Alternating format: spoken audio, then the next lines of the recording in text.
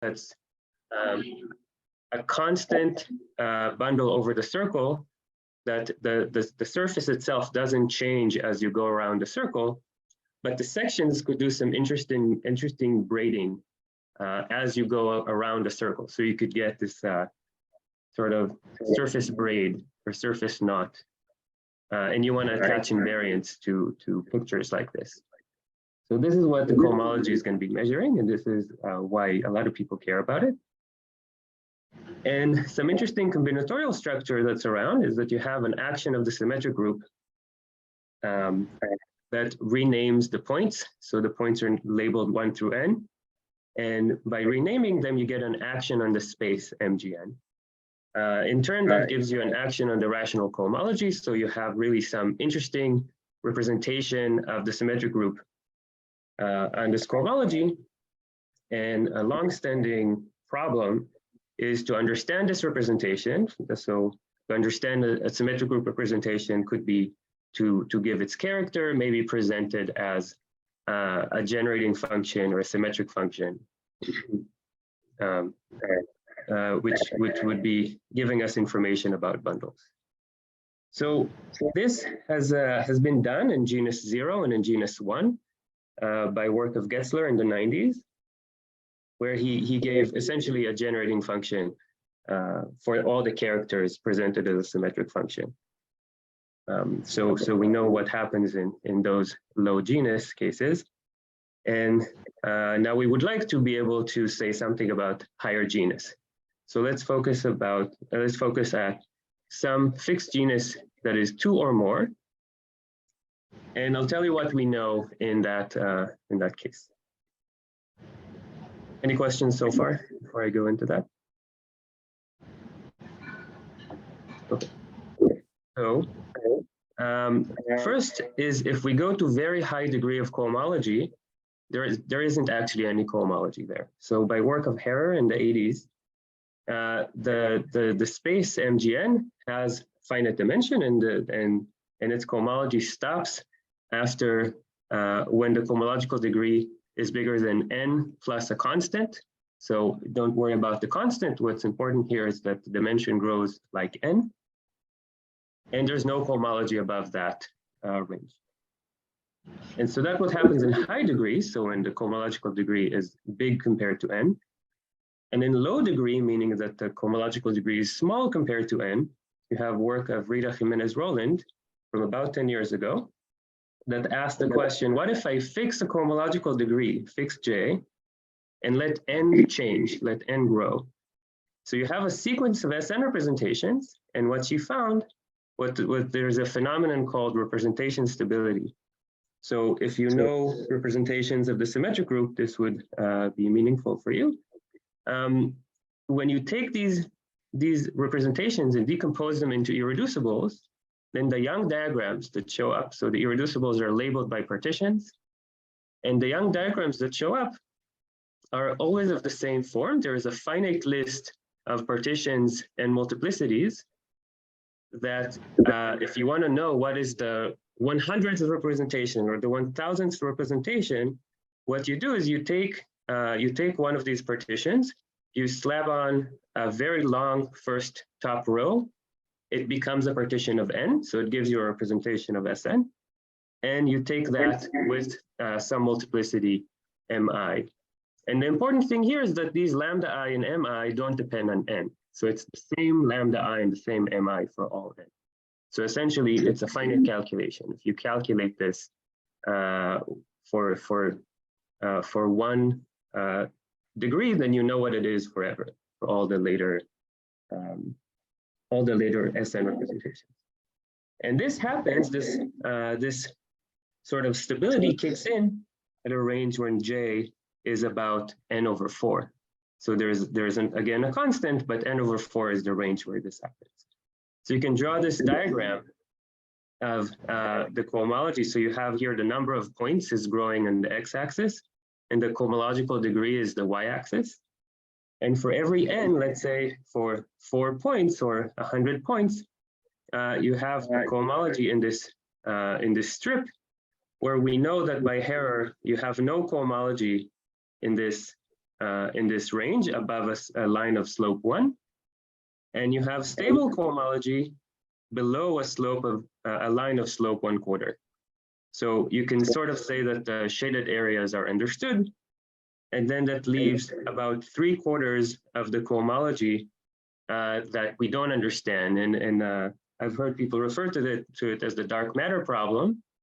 It's a pretty apt analogy because not only do we not know what it is and where it is, we also know that there is a lot of it. And in fact, most of the cohomology is in this dark matter region.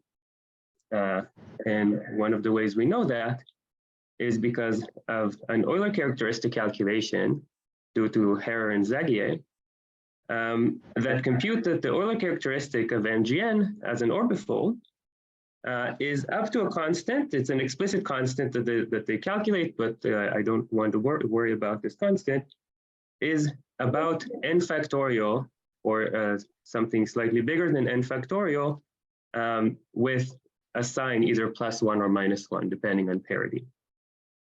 And what's important about this Euler characteristic is that, first of all, it grows super exponentially in n, so it grows extremely fast. And the second thing that is notable is that because of the alternating sign, half of the time, the sign of the Euler characteristic is going to be negative. That means that there is a whole lot of cohomology in odd degrees, because in an Euler characteristic, to get something negative, you need to be in odd degree. And this is a sort of awkward situation because not only do we not know a whole lot of cohomology at all, definitely not families of cohomology classes that grow super exponentially in n, we also don't know almost a single cohomology class that lives in odd degree. The cohomologies, the classes that are known are all in even degrees. So this leaves us with the problem of finding some cohomology in high dimension. High dimension would be close to this top part of the red line, and hopefully find enough to sort of justify the incredible growth in the Euler characteristic. This is what I want to say today. I want to tell you about a result of myself and Louis, that specifically in genus 2, so this is the first case that is not calculated by Getzler, and we don't know what the entire cohomology is. It's incredibly difficult, but we know that in the top degree, so the top degree happens to be degree n+4 in this case, the representation, the SN representation, contains first a copy of the cohomology of M0n. So instead of genus 2 curves, it contains a copy of cohomology of genus 0 curves, which is pretty interesting, but it actually contains a lot more. It contains a sum over all odd integers of some interesting representation that would be familiar to some people in the audience. And that is, you take the configuration space of n points in a 3-sphere, and I'll define that in just a second, and you mod out by a global action of SU2, and you take that a whole lot of times, k/6 many times, and all that is showing up in just the top cohomology of M2n. So before I get into more precise definitions, I'll mention that we also have in 1 degree below the top, we have something similar now with all the even k's instead of all the odd k's. So sort of the complementary part of these representations are showing up. And that's something that is living in the very high cohomology. So in a sense, you could say we were looking for dark matter and we found some. So, physicists are still looking for their dark matter, and we found some in the top 2 cohomological degrees in this range. So I want to tell you something about these representations and then tell you where they come from. So if there are any questions about the statement. So I mentioned the configuration space. I said that there is something to do with configuration spaces here. So let me just write down the definition. So configuration space of n points on some space X is the space of n tuples of points on that space. that are pairwise disjoint. So no two are coincident on the space. So an example of a configuration of 5 points on the letter theta. So think of the letter theta as a one-dimensional CW complex or something. And you can look at configuration of 5 points on it. A point in that space would be a 5 tuple of distinct points, like so. These spaces also have an action of the symmetric group that relabels the points. And in turn, that gives you an action on cohomology. And this is the cohomology that is showing up in a place like here, configuration of points in a 3-sphere. So these representations that we found are actually familiar and have been studied for a while. So these representations M0n, like I mentioned, were calculated by Ezra Getzler. So he gave a formula for the character of these representations. They're quite interesting, and they've been studied by many people for a long time now. And the second class of representations have a even more convoluted story that they were first, as far as I know, they were first discovered by Sarah Whitehouse when she was studying the action of the symmetric group on certain spaces of trees. And later, Vic and Nick Early gave a geometric interpretation of that representation, that it's not only this combinatorially defined object, it's also something to do with configuration on the 3 spheres. And this is the formula that we have here today. And most recently, just last year, Roberto Pagaria calculated the character of these representations. So he gave a plethistic expression for what these representations are. So now we sort of understand them at least as well as we understand these representations in M0n. And both of these examples are showing up in the top cohomology in our setup. Okay. So something that's interesting to mention is that in total, the cohomology that we found, all of this, these two classes of representations come up to about n-2 factorial in dimension, in total dimension. So it's a whole lot of cohomology. So some, we were expecting a lot. We didn't know exactly where and how much, but this is the first example of massive amounts of cohomology that is found in high dimensions. And also because it's in 2 consecutive dimensions, in the top and top -1, half of them are showing up in odd degree. So it's also one of the first examples of cohomology that lives in odd degree. Okay. I want to mention related work that is also fairly recent from a couple of years ago. Brendel, Broadus, and Putman were also looking for cohomology in the top dimension of MGN.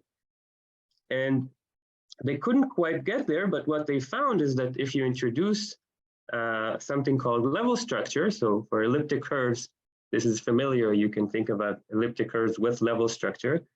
So you can do that for higher genus surfaces also. And they found that introducing level, like a level structure, gives you a finite cover of these MGNs. And on these finite covers, they found that their top cohomology is huge, is enormous, and grows very rapidly in N, and also in the genus and also in the level. But that was a very similar attempt that gave a slightly different result. But it does not give them, they do need the level. They don't get any cohomology without level. So it's still a different flavor of result. They get it for all genus, not just for genus 2. And if for people familiar with these curve complex techniques, the way they get their top cohomology is by looking at the curve complex, the action of the mapping class group on the curve complex, and looking at what happens when you're trying to, if you have a surface with n marked points and you want to forget the marked points. So they were thinking about what happens to the curve complex when you forget the marked points, which ends up being somehow analogous to what we were doing, but is actually a different flavor.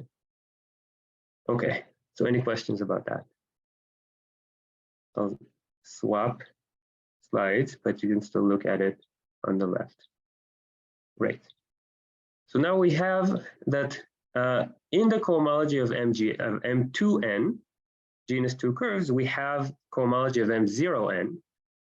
And that leaves sort of a question of why is it there? Is there a geometric reason for seeing genus 0 curves showing up in the cohomology of genus 2 curves? Which is not that implausible. So if you think of a genus 2 curve as hyperelliptic, so it's somehow related to a genus 0 curve, but we don't have an explanation for why this cohomology is showing up. I mean, we have our explanation, but we don't have a geometric or algebraic explanation for why this cohomology is showing up. So that would be very interesting to see. But even more weird is to look for a geometric explanation for why are we seeing this cohomology of a 3-sphere? So it's not super surprising to see cohomology of algebraic varieties, because M2n is an algebraic variety, so it could have other algebraic varieties represented in its cohomology. But why are we seeing cohomology of a 3-manifold, the 3-sphere? And I wanted to point out a related story that seems that it could have some something to do with this.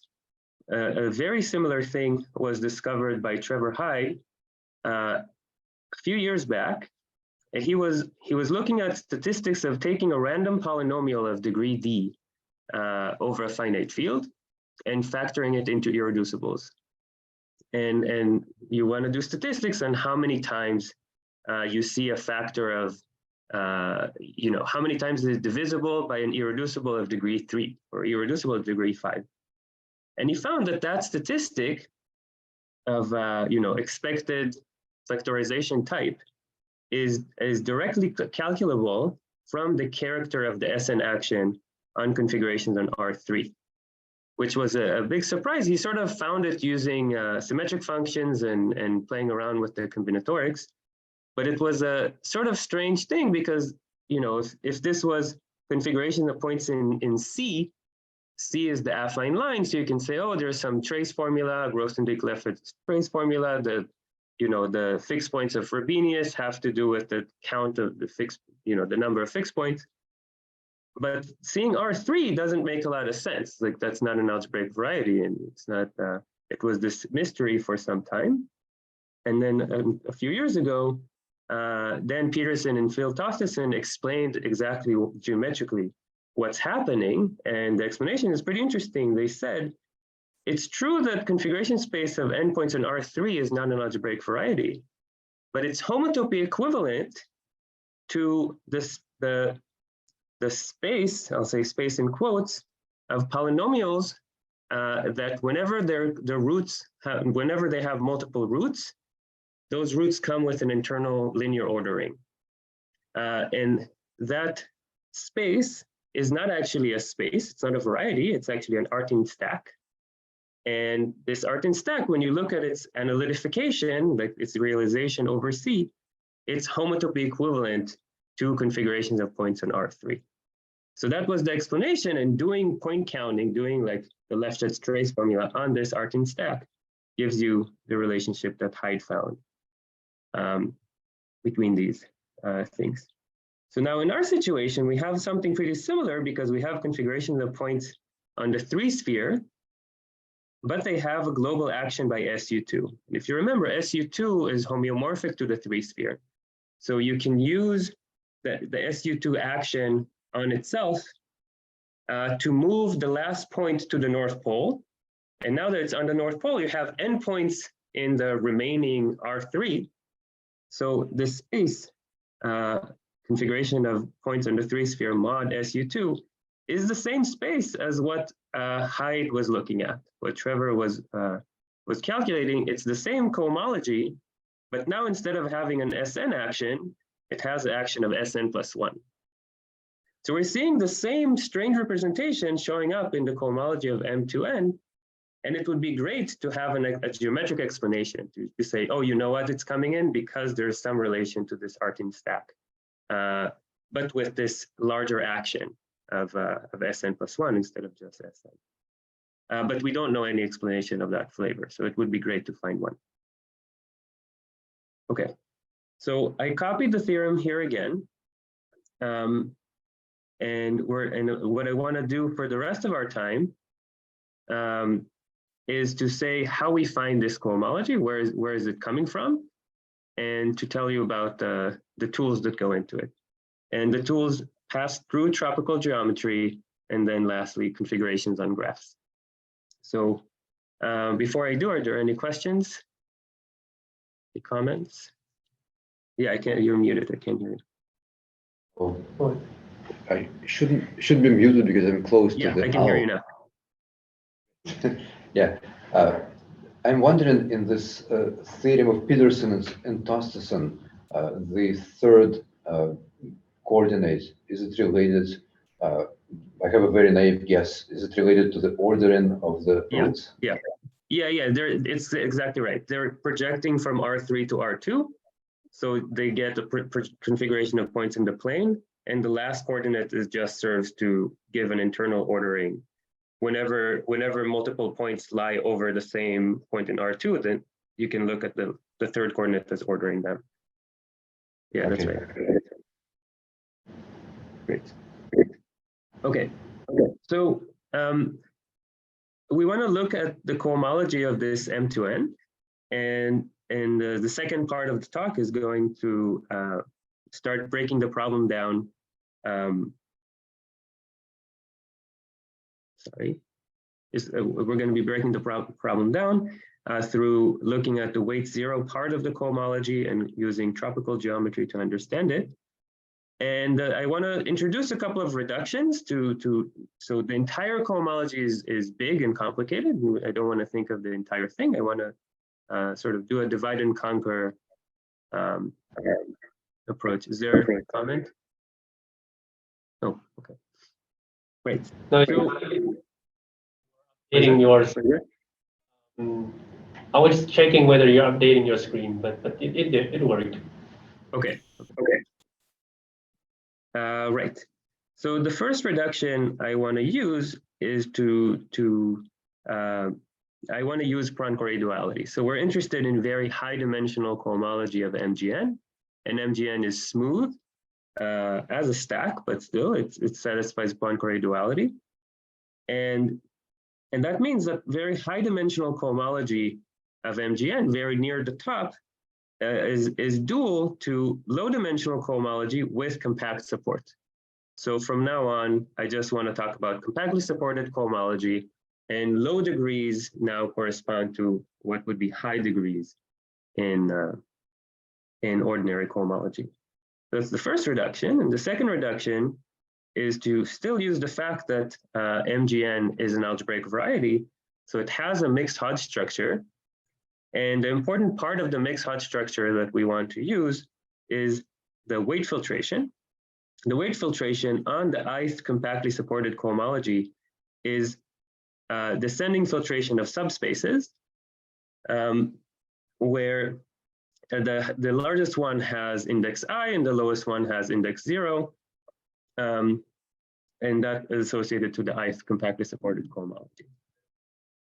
Right. So specifically, I want to focus on just the 0th part. So every degree of this filtration has its own story, and they're all difficult. So a place to start would be to just look at the degree 0 part, the lowest part. And that's a part that is actually accessed through tropical geometry. So we can relate it to tools coming from a different kind of math, a more combinatorially flavored type of geometry.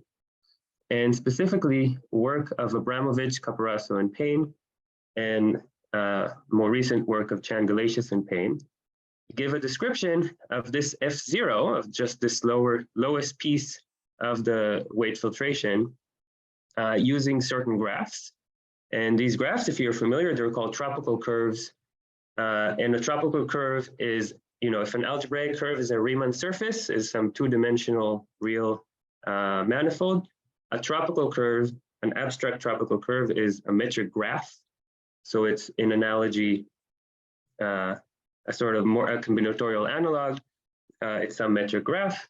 And if it has n marked points on it, that means that the graph has n marked points on the graph. And so this is type of picture that you would see when you're analyzing this F0, the lowest weight part. And you might think, oh, look, these pictures sort of look like configurations on the graph. And this is what we did.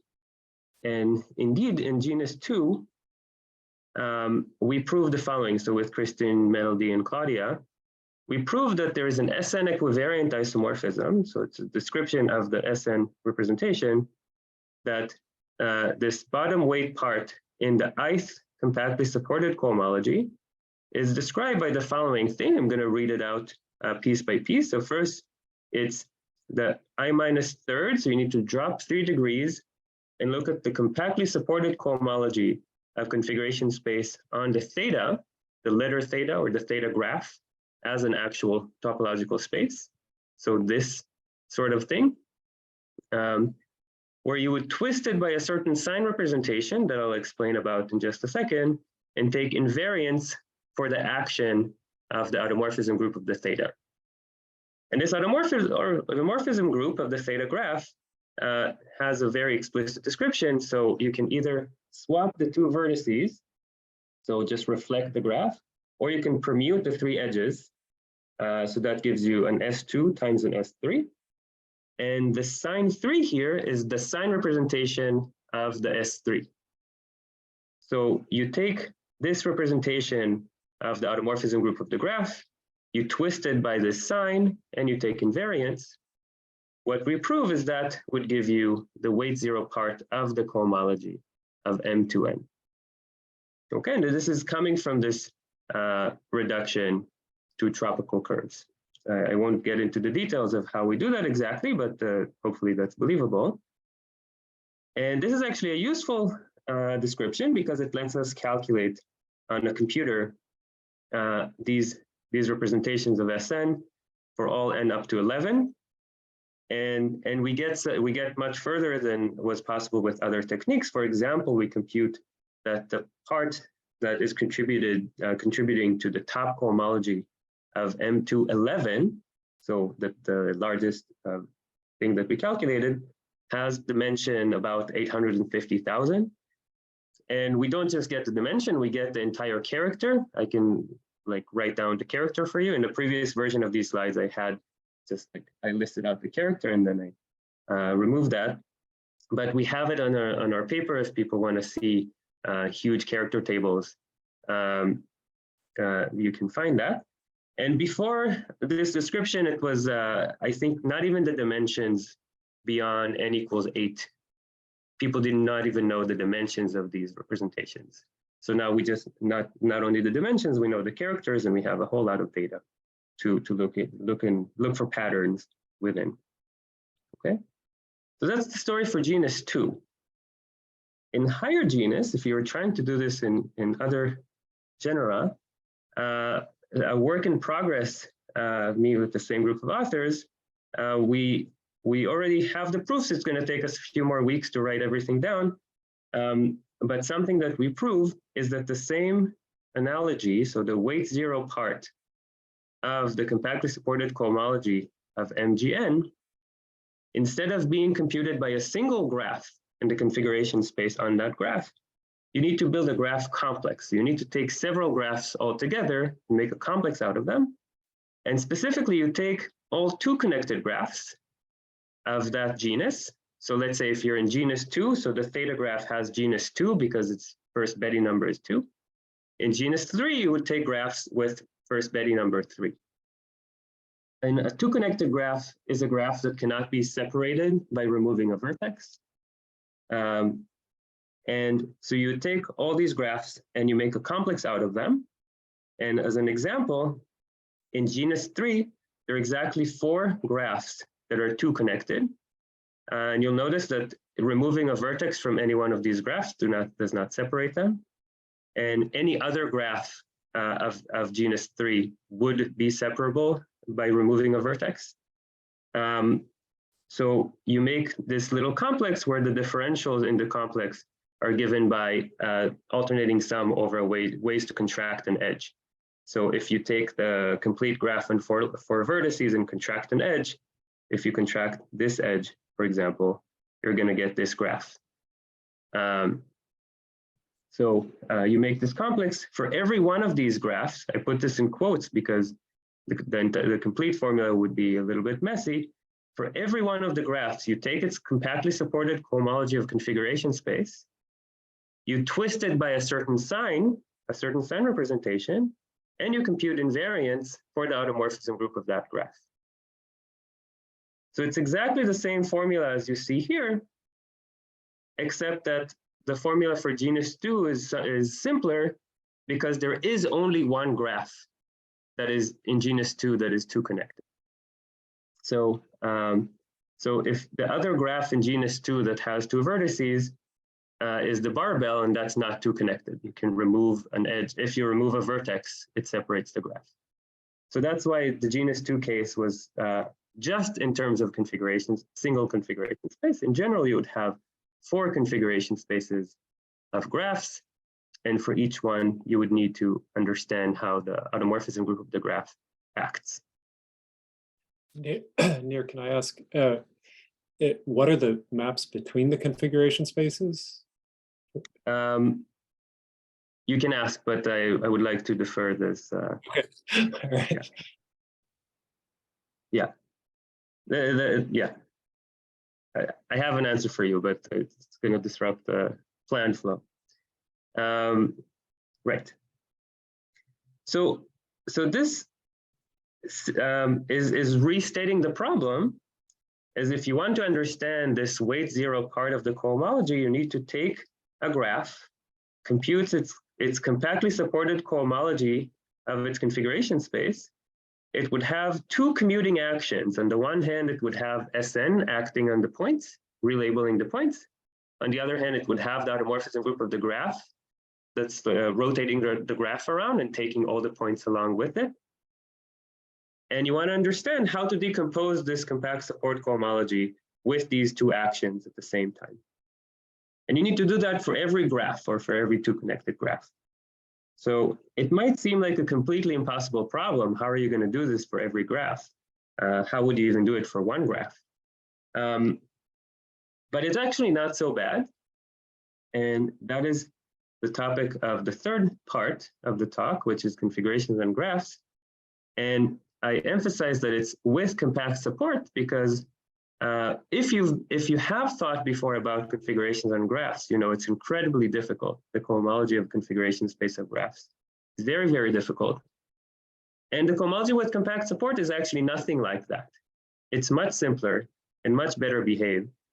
And for example, Louis and I proved that you only need to do 1 calculation, and it would tell you what the answer is, what this representation is for all graphs that are finite and connected. So you only need to do it once. And I'll tell you what I mean by it would tell you the answer, what kind of answer would be uniform in all graphs. And the example would be looking at configurations of 4 points on a graph. This could be any graph now that's finite and connected. You take 4 points on it, you take its compactly supported cohomology in degree 3. So degree 3 is not completely random here. So the space is 4-dimensional. So a graph is 1-dimensional. So if you have 4 points moving around a graph, that's a 4-dimensional space. And I'm looking at 1 dimension below the top dimension. So that's why I'm looking at the 3rd cohomology here. And it has these 2 actions, like I said. And a calculation that we do shows you that as a representation of these 2 groups, there is actually a very uniform description of the compactly supported cohomology. So what it would be is a direct sum of some representations, of certain representations. Each one would be a representation of Sn, let's say the standard 3-dimensional representation of S4. And that would be tensored with a representation of the automorphism group of the graph but it's a very simple, like it doesn't depend on the graph very heavily. You just take the first cohomology of the graph. It's some vector space of dimension G, whatever the genus of the graph is. You put it, you'd either take its alternating square or symmetric square or symmetric cube, and that's how the automorphism group of the graph would act. This is something that happens in this specific case, but actually this is the general situation. So in general, what happens is that the action of the automorphism group of the graph is always some polynomial, a polynomial functor in the first cohomology of the graph. And if you haven't thought of polynomial functors before, they really are a version of polynomials. You know, if a polynomial is some linear combination of powers of t with some coefficient, then now I want to substitute this, this representation into t. I want to take, I want to plug that into the polynomial. So the way that works is you take this representation, you raise it to the kth tensor power that has an action of sk that permutes the tensors, and you can multiply it with a coefficient that's some representation of sk. So that would be a way to think about plugging in a representation into a polynomial like this. So symmetric powers and alternating powers are all examples, and there are examples that are neither, that are more complicated, but that's the flavor of what's going to show up. And something that we prove is that the coefficients that you're going to see, so the things that show up here on the left are completely independent of the graph. They're unsensitive to what the graph would be. So the only place that the graph appears is inside this H1, inside the cohomology.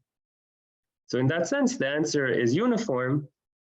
And if you compute it once for one graph, and you find these representations, these blue representations, you know what it is for all graphs.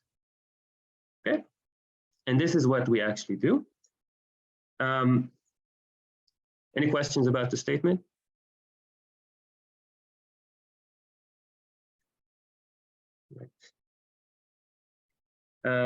So we said that we're interested in these representations because if we knew how the automorphism group of a graph acts, we would be able to get cohomology, for example, of M to N, so genus 2 curves. And this is how it translates back. If you know the representation of Sn that is decorating a certain symmetric power, if this pair of representations shows up in the cohomology of configuration space of a graph, that immediately implies that the same MK, the same representation of Sn, is going to contribute to the cohomology of genus 2 curves k/6 many times. And this is the same k/6 that you saw in the beginning, the number of times that the White House module appeared in the cohomology of genus 2 curves. Okay, so this is a calculation that you can do. And this is specifically for symmetric powers. There is an analogous calculation for every other polynomial functor. So for alternating powers and for any other combination, any other operation that has this flavor to it. We do this. I am not writing down exactly the multiplicity, but it's something of this flavor of k/6 rounded down. So it only remains to calculate what these coefficients are. And I say only in quotes because that's actually an incredibly hard problem. But something that we did manage to do is to say exactly what the multiplicities of all symmetric and alternating powers would be. So the kth symmetric power always shows up with Sn representation decorating it, that is this White House representation. And the kth alternating power always shows up with the homology of M0n decorating that. And so if before we only had we only have n-4, if you remember from the beginning, only one of those representations showed up in genus 2 curves.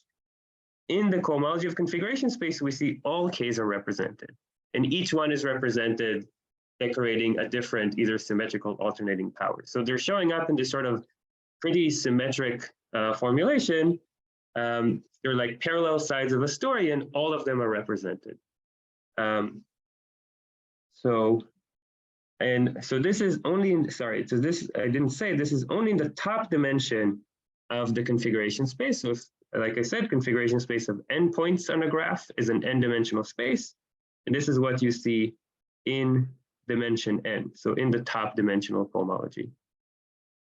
You might ask what's happening in the other dimensions of cohomology. So there's a very similar formula for dimension n-1, so 1 degree below the top dimension. And if every other dimension, you get 0. So there's nothing else. So there's only dimension n and dimension n-1.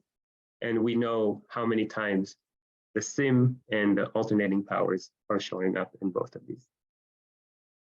And I want to move on to telling you how we do this calculation, how we find these weird representations. So these are, again, these are configurations on a graph.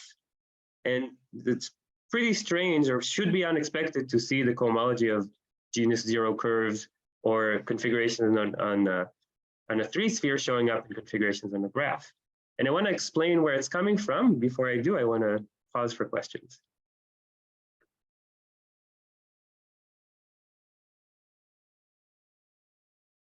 Okay, so I'll continue. So I'll tell you where these weird high-dimensional things come from. Is there a question? Yeah, can you hear me okay? Yes, yes. So you may have said this, and I might have just spaced for a minute, but where does the two connectedness assumption come from? Is that for? I did not say. It's part of the thing that we're proving. And I would say it's a big selling point, a relatively large selling point of what we're trying to do, because a general graph complex has an enormous number of graphs, and that makes it very quickly uncomputable. Two connected graphs, there's still a lot of them, but relatively few. I mean, they grow way slower, I think. I was never able to do that calculation, but I think there are way fewer two connected graphs than there are general graphs. And you only need to look at two connected ones. That's a nice benefit. I have a question. Is it obvious that these compactly supported cohomology groups should be polynomial functors in the graph? Or? No, it's not obvious. And it's not true for general spaces. Like if you think of a manifold, the compactly supported cohomology of a manifold is dual to the ordinary cohomology of the manifold. Poincare dual. So it's as difficult of a problem. The compactly supported cohomology is just basically the same problem as ordinary cohomology. But for graphs, they're very different. There's a huge divide between them. Okay, other questions? Okay, so I'll move on to telling you where these representations are coming from. And the slogan that I was pitching you is that you only need to compute these coefficients, these multiplicities, for one example where you know the answer, and that would tell you what the multiplicities are for every other graph. And that's what we're doing. And the key is that the polynomiality for compactly supported cohomology of configuration spaces, it's polynomial in the cohomology of the input space, not just for graphs. It's so the question that I was just asked, it's not just for graphs, it's actually for any compact space that's equivalent, homotopy equivalent to a wedge of spheres. The spheres don't have to have the same dimension, they could have different dimensions.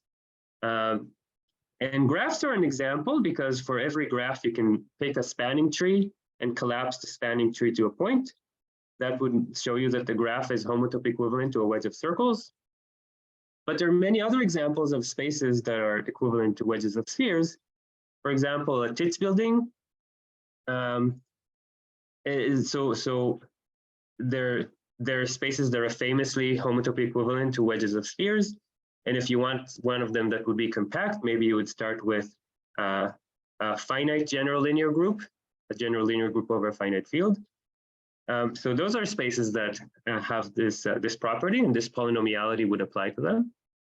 But the easiest spaces that have this property that are equivalent to wedge of spheres are spheres. So if you start with the space SU2, SU2 is a group, but it's also homeomorphic to the 3-sphere, and you plug that into to here. On the one hand, you know that you're going to get the compactly supported cohomology of configuration space of S3. On the other hand, you know that it has to be a certain polynomial in the cohomology of S3 with certain coefficients that we want to calculate. And doing that calculation shows that the coefficients have to be exactly these Whitehouse representations. That's how we find them. So that's for the Whitehouse representations. And then if you want to know the M0 and you take CP1, CP1 is also a 2-sphere.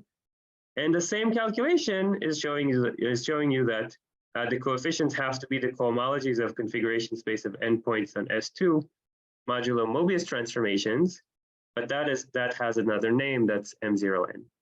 So the two calculations are very analogous in that sense, and that's how we get the two.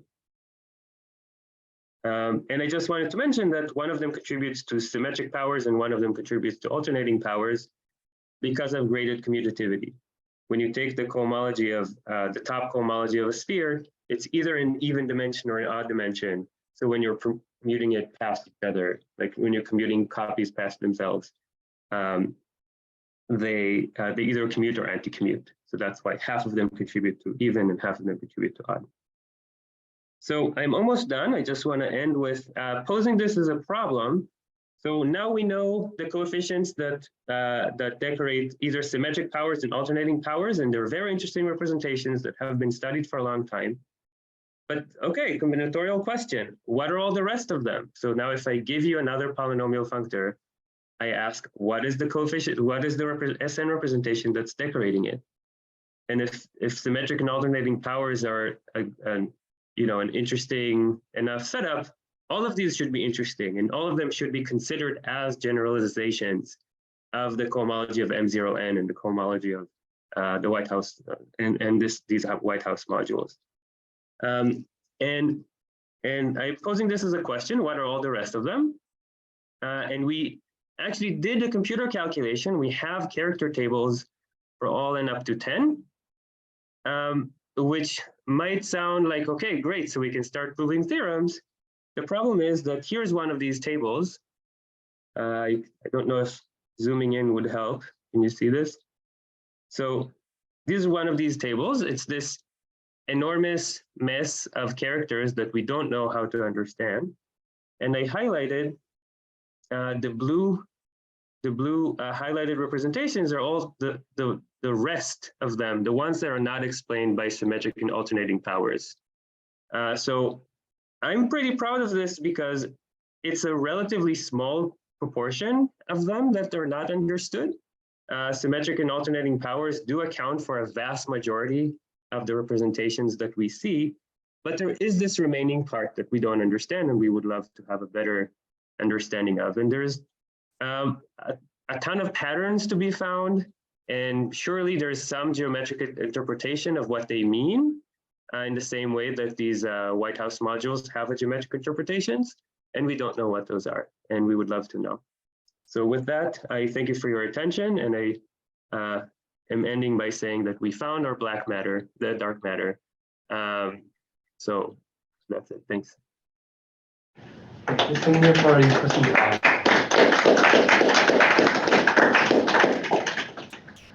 Any questions for Neil?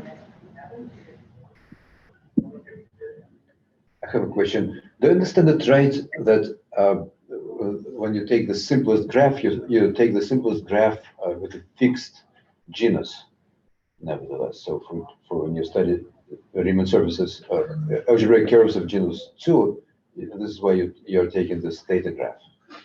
Not because it's simplest, it's the only two connected graphs of genus 2. Two connected graphs of genus 2, but if you're doing it for genus G moduli space, will you be taking also a two connected graph of genus G? Yeah, exactly. And I drew this, the genus 3 case. Sorry. Sorry. There. So you would make this graph complex. I would frame it as for any, okay, this is for experts, for any representation of the outer automorphism group of the free group, out FG, you can make a two connected graph complex from that representation. And the representation I want to take is this compactly supported cohomology of the wedge of circles. It turns out that it's a representation of out FG, and that is what you feed into this two connected graph complex. So the graph cohomology that you would get is the top weight, the weight zero part. So it's still hard. I mean, there's still many graphs, but two connected graphs are fewer. Mm-hmm. And also, in relation to this slide, do you have, I mean, you are looking at the graph complex and at the same time are computing the cohomology of the configuration space. Similarly, in the graph complex, are you talking about hypercohomology, or what are you doing? You can frame it that way, yes, yeah. Mm-hmm. And this is I mean, maybe a geometric way to say what we're doing is we're looking at there's on outer space, you put the local system, and that local system is the cochains of the compactly supported cochains of the configuration space. That's a local system on outer space, and you're taking the hypercohomology of that. This is wonderful. You're finding dark matter in the outer space. Oh, yeah, that's great. Okay, next time I use this. And by saying a local system there, that's great. I see. Nir, can I ask about this theorem with a note? I sort of believe that once you prove that this the compactly supported cohomology of the configuration space is a functor of the cohomology of the graph, that it would be polynomial, but can you explain why it might be a functor of the cohomology of the configuration space, or of the graph? Yeah.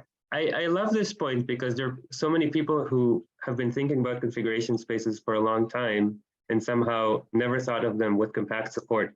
So cohomology of configuration space with compact support, if your space is compact, is the same as the relative cohomology of the Cartesian power relative the diagonal. But both of these terms are homotopy invariant.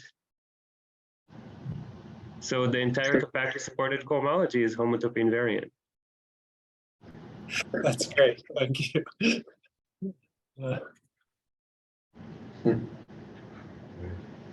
So, I mean, so ordinary cohomology of configuration spaces is not homotopy invariant. But like, you could always do like, oh, do Poincare duality, go to compactly supported cohomology, and now it's a proper homotopy invariant. So R2 is not the same as a point because they're not from proper homotopy equivalent. So that's why you're seeing these differences. It sort of clarifies some of these points.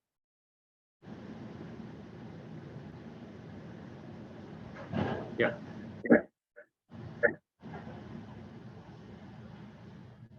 Other questions? Just one more. If you had like something that's not homotopy equivalent to a wedge of spheres, but something that had, say, like a two-stage filtration where it had a subspace and quotient that were both of that form, could you get some kind of chain complex calculating the homology where the terms had this kind of polynomial functor property, or? You would get a spectral sequence. And for like the E1 page of the spectral sequence would be polynomial, but the differentials would involve the cup product and the massive products on the cohomology, on compactly supported cohomology, actually. And the fact is that wedges of spheres have no, like, they have no cup products and they have no massive products. That's why the answer is that. Like, the fact that the E1 page is polynomial means that it's forever polynomial. Like, you know, the final answer is polynomial. Thank you. All right, if there's no more question, let's thank Niels again.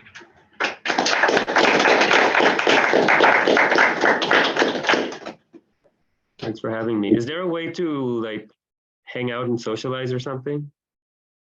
Oh, you're also welcome to go to topology beer like an hour from now. Is someone gonna like zoom me in on their phone? It's just it's